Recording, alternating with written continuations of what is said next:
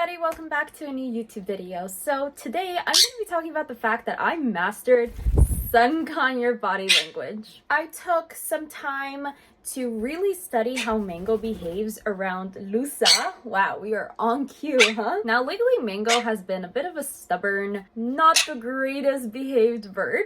So I had been struggling to find ways to get her to listen to me. Everything I did, she took it as like, I'm the boss, I'm not listening to you. And if I told her no, she'd come and bite me. If I told her don't do this, she'd get furious at me.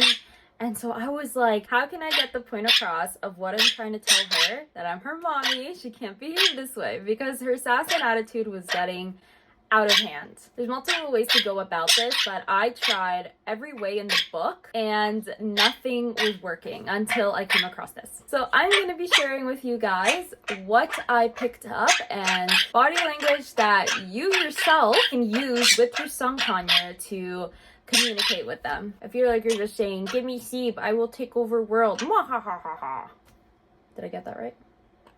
Yeah, okay. So I'll start with the biggest one. So because I don't have a beak, because I noticed beak is a huge part in communication, instead was replicating with my finger. So anytime she would come and do something that was not okay, like if she wasn't getting her way and she'd come and peck at my face, or she tried to bite holes in my shirt and I tell her no, she misbehaved, and it was just getting to the point where she was biting too hard. What I would do is that I would do this tap thing like this and say no, no.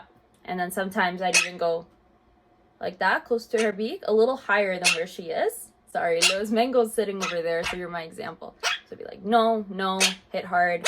This is your beak, hook it into your beak, and then go like that. No. No, no, no, no, no, no, no, no, no, no.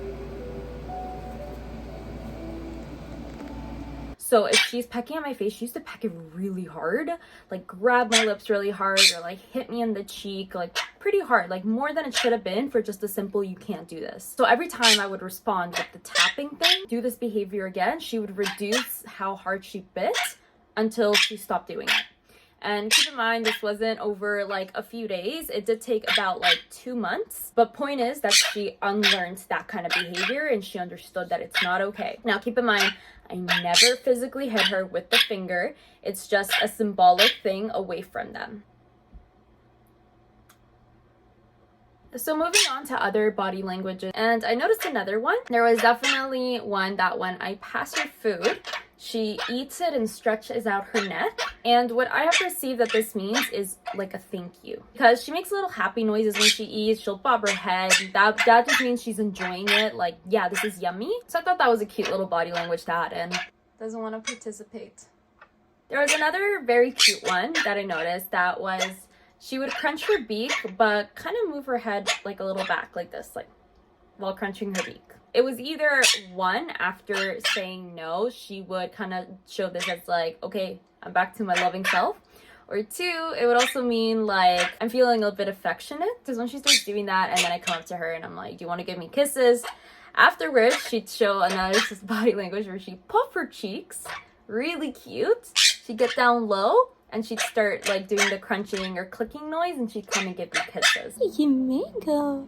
It's a cute mango. Yeah, it's a mango. Oh, you're such a cute mango. Can I get another kiss?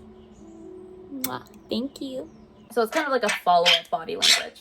Now there's an infamous body language that I like to call the dancey dance of death. So it's when they're getting territorial or they're mad, they're telling you back off because I will attack you, which is when she puffs her cheeks and starts doing this rotating dance like this. She's like stretching and then she'll like lunge like this.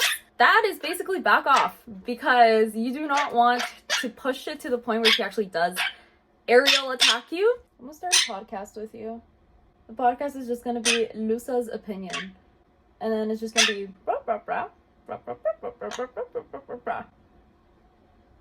There is another body language that is when they're feeling spicy. Usually I notice Mango's a girl, confirmed girl, and I notice she does the same thing as boys, but she'll get on top of something, get a bit poofy, and just... Mango, not the watch. Don't do the down and dirty with the watch.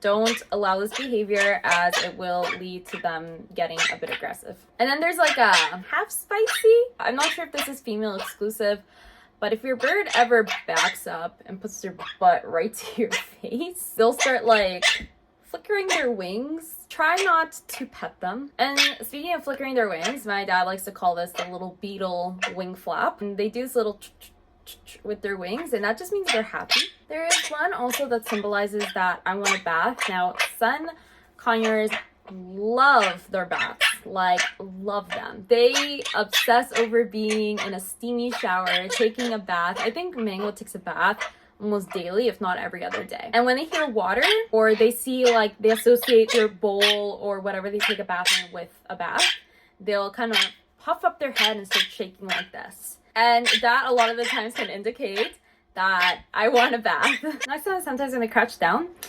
and like really sploot, it probably means they're about to poop. Sometimes you also might notice that your sun conure is looking through little crevices, under furniture, in your shirt. They love to be in dark little spaces. A lot of them will take a nap inside your shirt. Some of them will cause them to do this if they're looking for nesting spaces, especially between pillows, under beds. They can become easily hormonal, and this can lead to aggression. So this is just knowing your own sun conure. Sometimes Mango will go in my shirt, start biting it. She'll be very active under there. That means that, you know, she's trying to find a nest. And other times she'll go in and just straight to sleep. She just wants my body warmth. So it's kind of knowing the difference. So usually when she's starting to get very active, I take her out because I'm like, okay, I'm not gonna craze these hormones. Look at you, you're so cute. I'm barely holding her. You're so cute, you're so cute. When she falls asleep, I definitely just leave her there. I sometimes just hold her over from the shirt and she just takes a nice nap. I love how I'm making a video about sun conures and this has just been the star. So keep in mind, birds yawn. If they're yawning too much, this might mean that they're trying to clog their ears, or there just might not be enough air. If they're scratching a lot their nose, it might be that it's feeling plugged. They're trying to unplug it. A lot of the times, being in a hot steamy shower, not under the water, but just like a sauna kind of thing, helps them just sneeze out and loosen up like the mucus. Mango, come. Oh, there we go. Mwah. We got our sun conure. At your pretty sun conure. So then my mom picked up, and that's when she starts putting her beak a lot in your mouth, trying to like lick inside. That might mean that she's thirsty. Try offering a cup of cold water or just bring her to a water bowl. Now keep in mind, I didn't include signs when your bird is sick. I have a whole separate video on that because that is a whole separate like kind of body language going on. Kind of all the body language I can think of. I really hope you guys could hear me. Sun conures are adorable, they're cuddly, they're loud, and they can be extremely stubborn and sassy. I hope this video helped to understand your sun conure's body language, especially my beginning tip on very stubborn sun conures who just don't want to listen to you. How to get it through their head if you guys have been having the same trouble as I am. Mango's on the camera, so you might see her tail. Thank you so much for watching this video. Make sure to give it a like if you enjoyed it. Hit subscribe if you want to see more of us. Follow us on our social media pages as we post funny content of them on those pages. Yes. As well as our Etsy shop. We're always having some bird-themed merch. Oh, and we'll see you guys next time. Bye.